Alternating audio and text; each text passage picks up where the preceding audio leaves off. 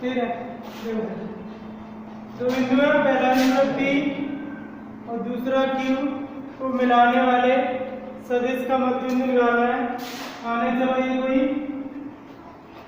रेखा है P और Q,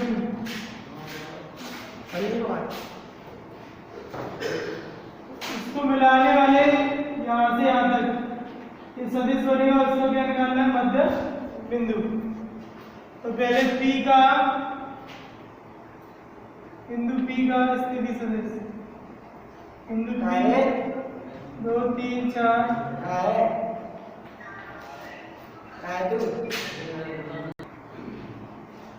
तो बिंदु P का स्थिति सदिश, P का स्थिति सदिश, इसको ये वेक्टर मान सकते हैं। ये वेक्टर बराबर क्या बनेगा? 2i cap plus 3j cap plus 4k cap. केवल एक ही बिंदु है तो उसका सदिश क्या बनता है? उन्हीं बिंदुओं के i j कैप लगा के जोड़ देते, तो 2 के साथ i कैप प्लस 3 के साथ j cap plus 4k cap. अब q का निकाले हैं इसे, बिंदु q 4,1 -2 का स्थिति सदिश,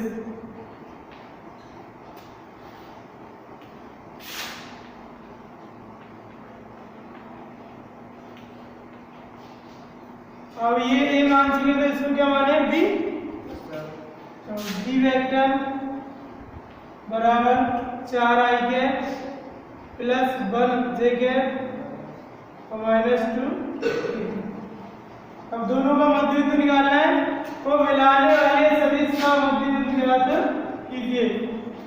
तो देखो PQ को मिलाने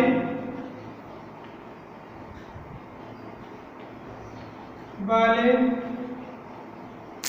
सदिश का मध्य बिंदु, मिलाने वाले सदिश का मध्य बिंदु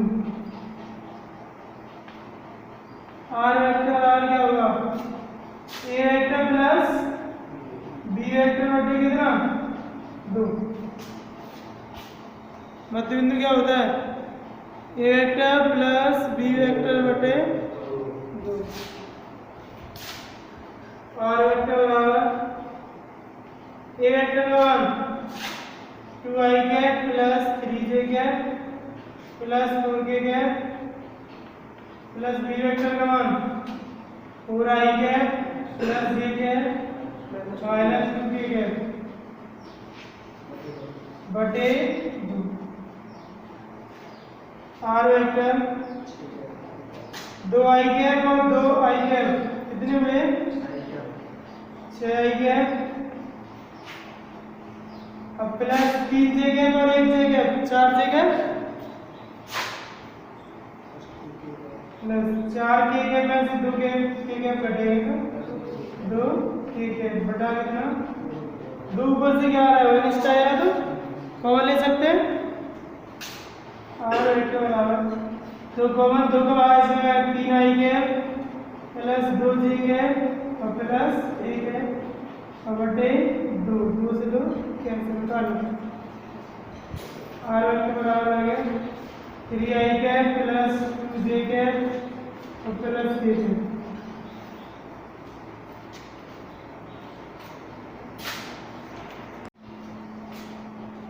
दर्शाइए, चौथा सवाल है।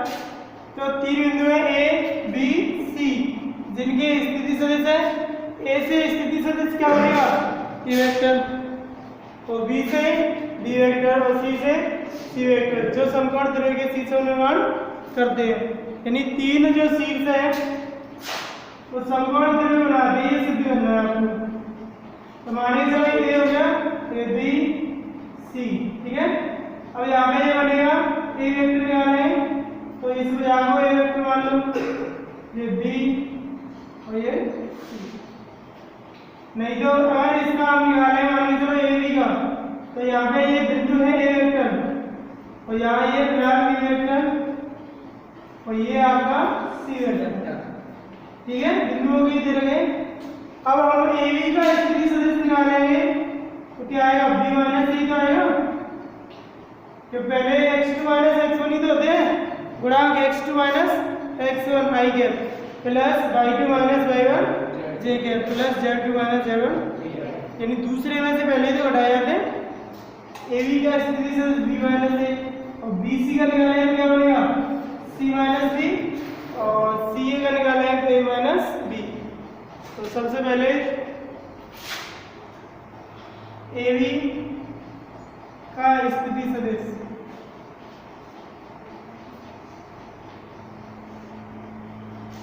AB वेक्टर बराबर B vector minus A vector, ठीक है। दूसरे वाले से पहले को घटाना है, AB वेक्टर बराबर दूसरा यही तो होगा 2i cap minus j cap plus k cap minus A vector हो रहा 3i कैप और माइनस माइनस प्लस हो जाएगा 4j कैप और प्लस 4k कैप, दोनों माइनस के माइनस है। तो AB का स्थिति सदिश AB वेक्टर 2i में से 3i है माइनस का i कैप, 4j में से 1j गई 3j कैप और 4k और 1k 5k। अब इसका परिमाण निकालें AB का परिमाण, तो बराबर वर्गमूल माइनस 1 का वर्ग प्लस 3 का वर्ग प्लस 5 का वर्ग, बराबर में क्या आएगा 1 वर्ग 1 प्लस 3 का 9 प्लस 25, तो कितने हो गए AB का परिमाण आएगा वर्गमूल 30 क्यों 33, ठीक है। अब किसका निकालना है BC का, BC का स्थिति सदिश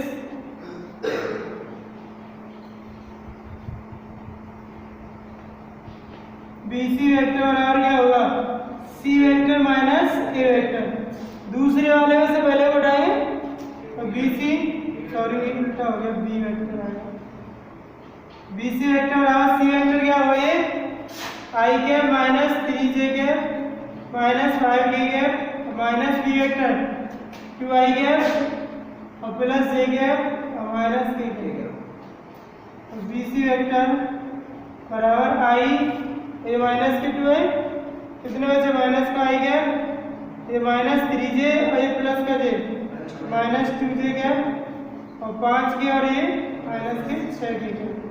अब इसका भी BC का परिमाण तो क्या बनेगा वर्गमूल माइनस 1 का वर्ग प्लस माइनस 2 का वर्ग प्लस माइनस 6 का वर्ग, तो BC का परिमाण बराबर कितना आएगा ये 1 का वर्ग 1 प्लस 4 प्लस 36, कितने गए वर्गमूल 41।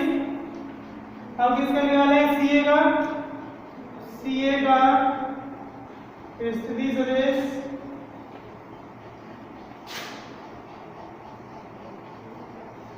CA वेक्टर बराबर A वेक्टर माइनस क्या C वेक्टर, तो CA वेक्टर बराबर A वेक्टर कौन है ये 3i cap minus 4j cap minus 4k cap और माइनस के C i cap minus 3j cap minus minus plus और प्लस 5k कैप,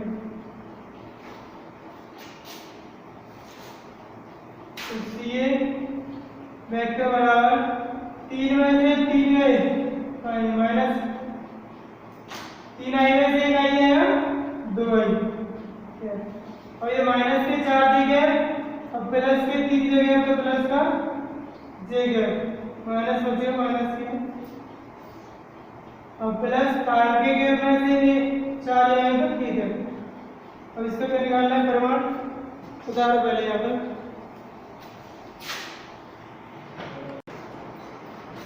अब देखो CA आ गया आपका, CA का परिमाण निकाले हैं, CA का परिमाण बराबर वर्गमूल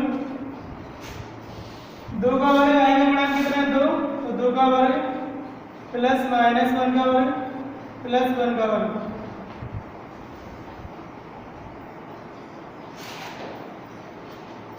तो Ca का परिमाण बराबर 2 का वर्ग कितना होता है 4 प्लस 1 कितने हो गए वर्गमूल 6। अब देखो पाइथागोरस प्रमेय का विलोम क्या होता है, विलोम लेंगे तो क्या होगा 2 भुजाओं के वर्गों का योग तीसरी भुजा के वर्ग के बराबर ही तो होता है। तो यहाँ पे देखो a का परिमाण कितना है ab का 35 और इसको जोड़ दें ab और ca को, ab और ca को जोड़ेंगे तो किसके बराबर आएगा bc बराबर आएगा कि नहीं। इस तरह थोड़ा चेंज हो जाएगा तो ये फिर से नहीं ले सकते हम, ये हो गया b c हो जाएगा यानी ab का स्थिति सदिश और ca का इन दोनों के वर्गों का योग इस कारण के बराबर ही तो होगा, तभी तो आपका कौन सा लगेगा पाइथागोरस प्रमेय का विलोम। तो लिखेंगे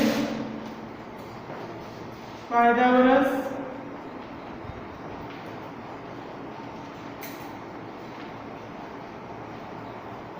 के विलोम।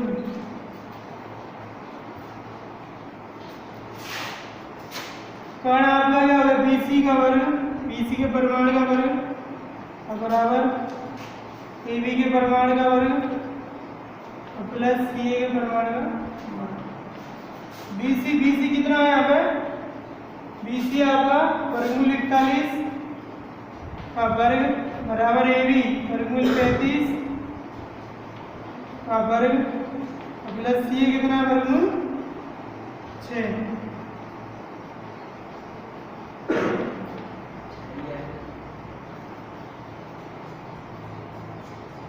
नीचे वाला उठाइए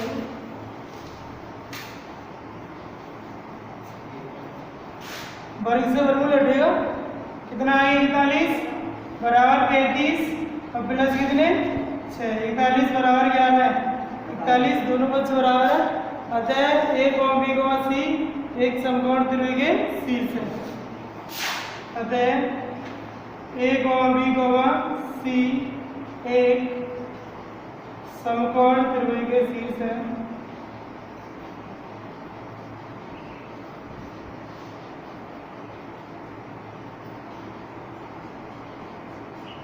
एच पी ये सीधी है ना सारा।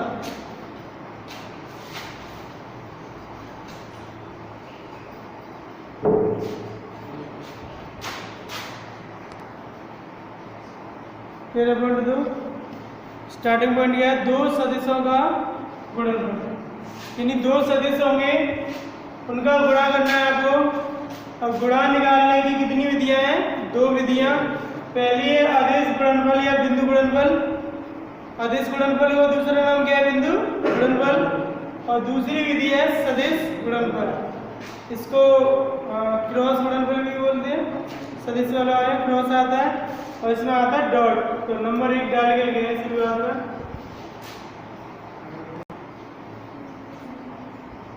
दो सदिशों गुणनफल की पहली विधि कौन सी है, आदेश गुणनफल।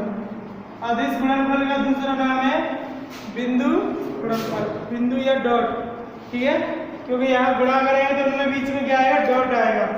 ये डॉट ही तो आ रहा है, ये डॉट भी, तो आदेश गुणनफल में ये डॉट भी, यानी दो सदिश राशियों का आदेश गुणनफल करें तो आदेश राशि प्राप्त होती है। तो परिभाषा देखते हैं इसकी, दो सदिश ए वेक्टर और बी वेक्टर के मध्य कोण क्या होना चाहिए, थीटा। यानी कि मैं ये डायग्राम बना लूं, एक तो ए वेक्टर हो गया हमारा और ये बी वेक्टर हो गया, तो इनके मध्य क्या बनेगा, कोण थीटा, ठीक है। तो ये दो सदिश ए वेक्टर और बी वेक्टर के मध्य कोण थीटा है, तो इनका आदेश गुणनफल, तो आदेश गुणनफल ए डॉट बी निम्न प्रकार से परिभाषित है, निम्न रूप में परिभाषित होता है। ए वेक्टर डॉट बी वेक्टर बराबर ए का परिमाण और बी का परिमाण क्रॉस, ये आपका फॉर्मूला है आदेश गुणनफल का।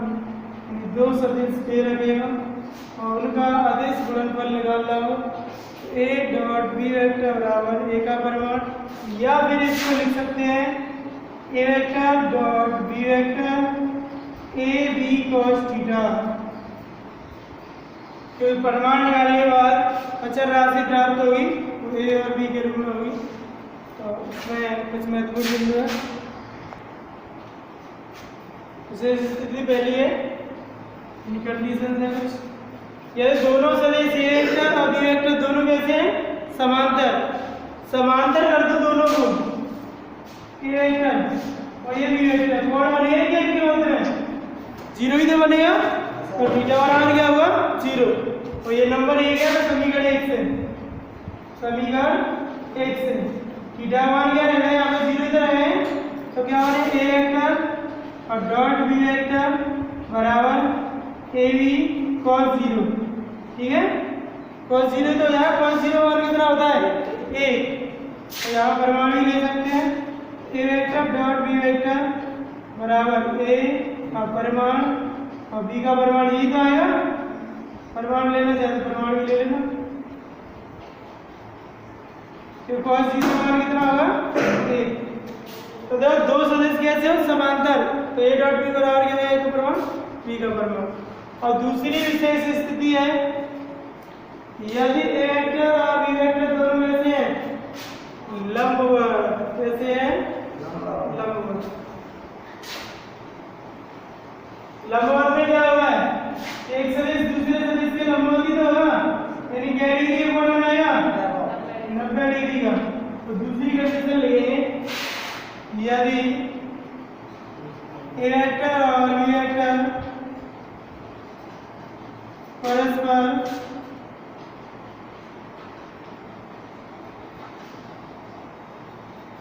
लंबवत है